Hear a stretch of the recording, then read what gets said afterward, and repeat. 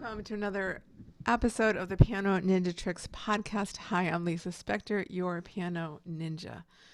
Coming to you a little differently today. Something you can't see.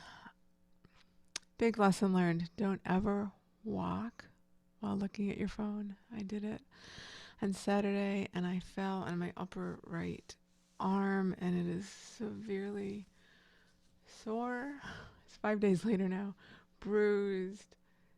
Hard to lift, hard to play, but it's getting better every day. And luckily, even though it's my right dominant arm, I play lots of music, have lots of experience with left hand only. And on Saturday, Sunday, I think even Monday, I couldn't even raise my arm to touch the keyboard. So it is 5 days later, it's getting a lot better little by little. I learned that during my right hand recovery when I broke it and ended up with 7 fractures, 4 surgeries, 186 hand therapy sessions. This is a sprain. It will get better, but man, is it sore. So I'm back to playing left hand music, which is what I'm going to do for you today, talking about how to play and create beauty in music out of 3 voices with only 5 fingers and make it sound very musical.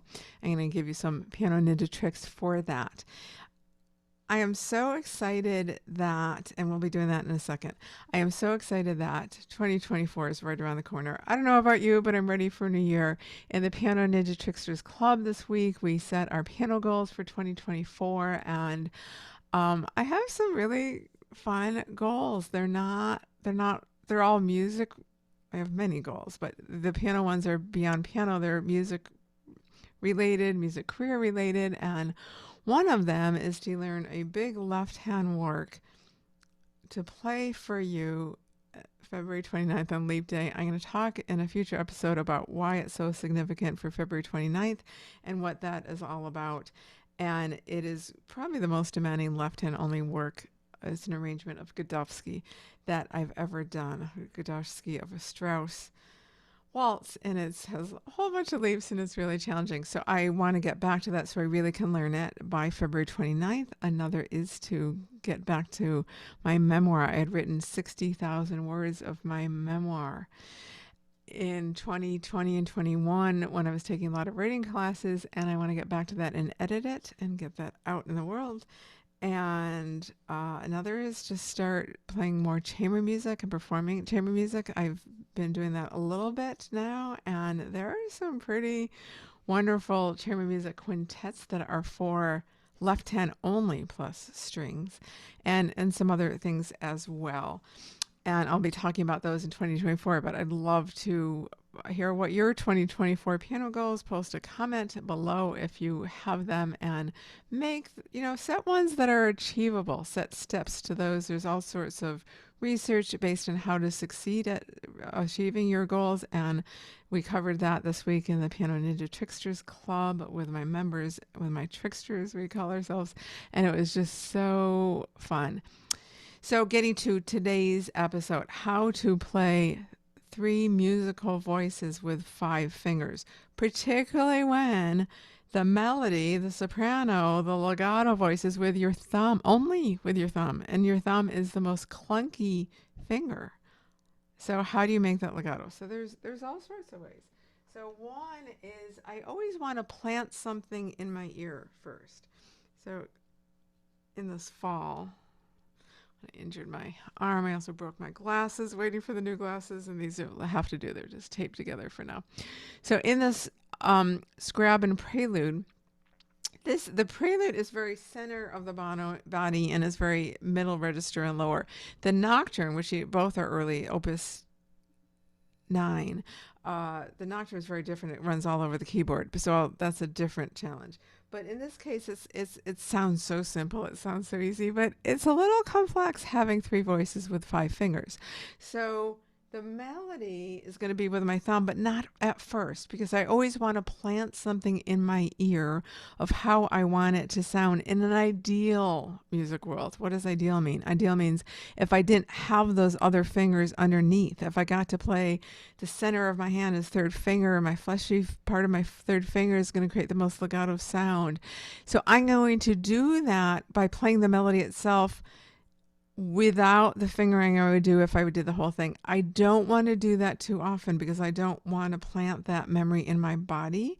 So I'm going to do it once, twice, absolute maximum, to just get it in my ear. And then once in a while I might repeat that every few days, but don't practice it like that. So the melody by itself is, I'm going to play with my starting with my third finger.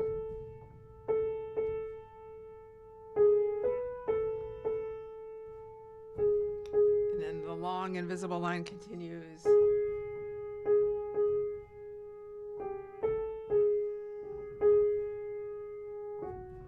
So it's really nicely shaped, and it's easier to do because I get to use whatever fingers I want. But how about when I don't get to use whatever fingers I want because my fingers are occupied with the tenor and bass voices underneath? So now I'm going to play that. It's planted in my ear. Maybe I would do it another time off camera, but it's planted in my ear. And now I'm going to do it. I'm going to model that sound that I just created. I'm going to model it with my thumb in my left hand because that's what I'm going to need to do with the other voices.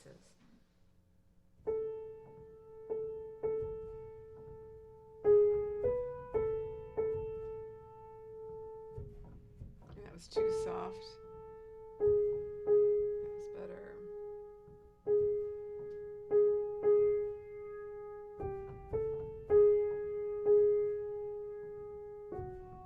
So I think that sounded pretty legato. So how do you do that? You do that by shaping the sound so that you match the sound at the end of this is slightly louder. How do you control how loud it is? We talked about this in a future episode of when you press the key slower, when you get there early and press the key slower, you have more control of being really soft. Then probably the next thing I would do is the inner voice by itself of just keeping this controlled. Refer to the previous episode on soft controlled chords. These are just,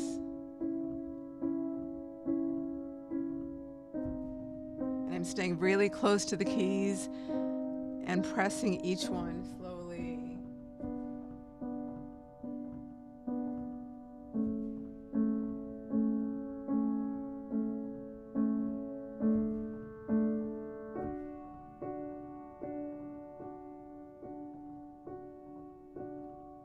I played too many of them because I was talking at the same time, but you get the idea. Then the lower voice, the bass, I'm still shaping that by itself, going to the top voice. So those are the three voices. Now I have the opportunity to play two voices at once so that I can do the soprano and the middle voice, and I can do the middle voice and bass, and I can do the lower voice and the upper voice. So let's start with the upper two voices. So this is pretty much how I'm going to be playing it, except that I'm not going to be jumping to the lower voice.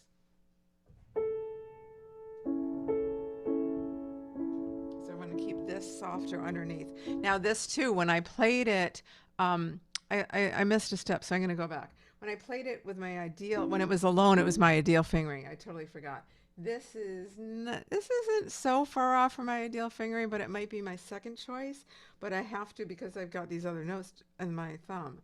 So I'm going to just do that once. I tend to like soft chords with like the center of my hand.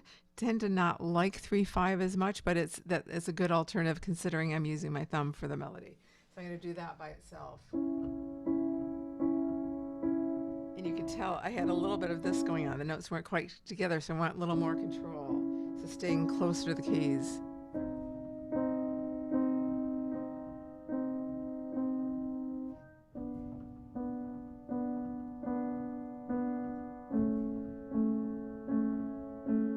Focusing on playing those notes really together and so forth. Then I would put those together.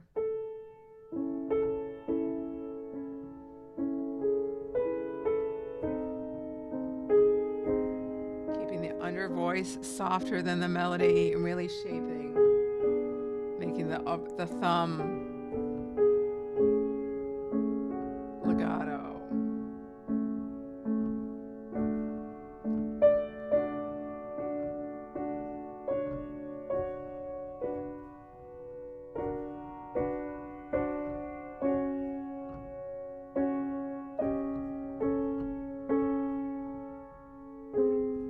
going to do the and I would practice that off camera a little bit more, but it's pretty comfortable with it. I felt like the inner voice was softer. I was working hard at it, so I'd do it till it's a little more comfortable. Then I would do the lower voice with the middle voice. So I have with the fingering I would have to do if I had the melody. So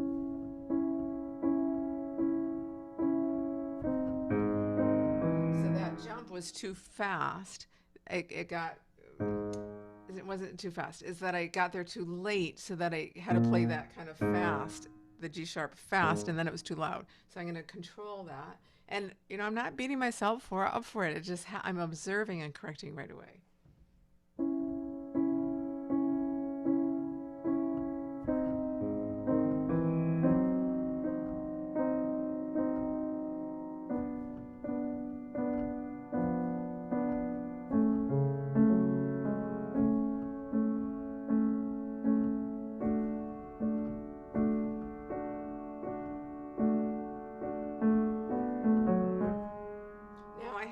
A chord which really has the melody. I can use my right hand, which has the melody also, so I'd probably leave that out.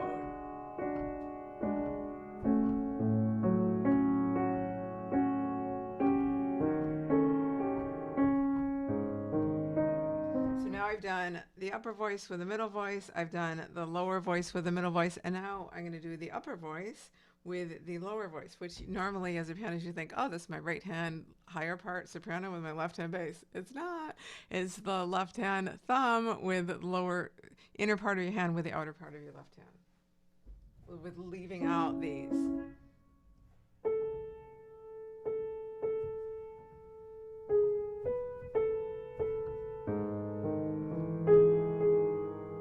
I left out the G sharp, so I'm going to start from the beginning and then make sure the F sharp is there.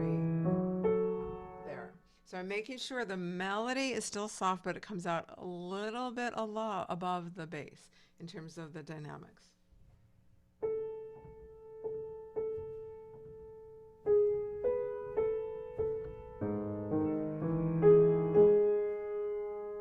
I make sure I get that G sharp instead of an F sharp instead of a G sharp.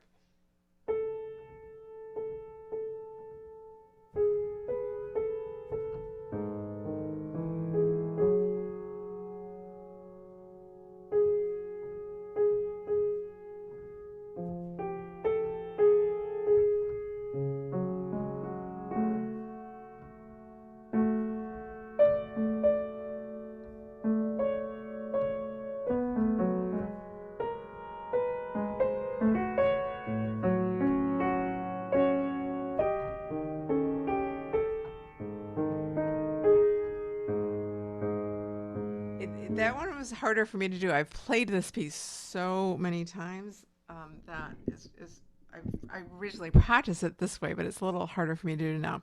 So now I am going to play the whole thing for you with all the voices, with the unpractical fingering. In other words, the fingering I have to do because I've got all the other things to do.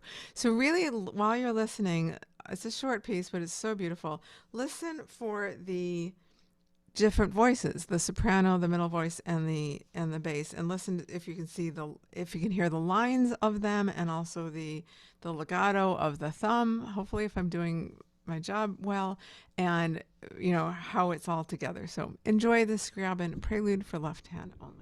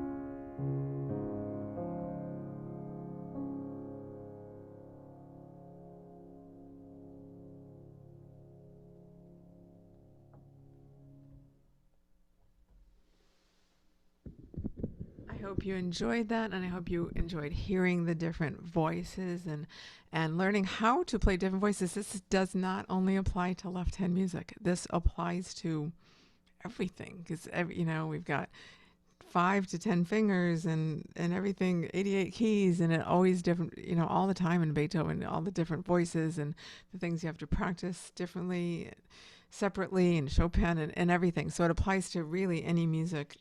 Not everything, but a lot of music you're working on. So I hope that helped. I hope that piano ninja trick of how to play different voices and learn different voices helped. So I think what I will do instead of my usual sign off with the F minor etude of Chopin, I don't really want to use my right hand anymore right now. I am playing tomorrow night in a private home concert this prelude along with the Scriabin Nocturne, and I we'll play a little bit of that for you. The Nocturne, you won't hear it so much at the beginning, but it's the same thing. You'll see like the jumping and all the different voices, and it's such a gorgeous piece. And the whole thing it goes all the way up here to the upper treble.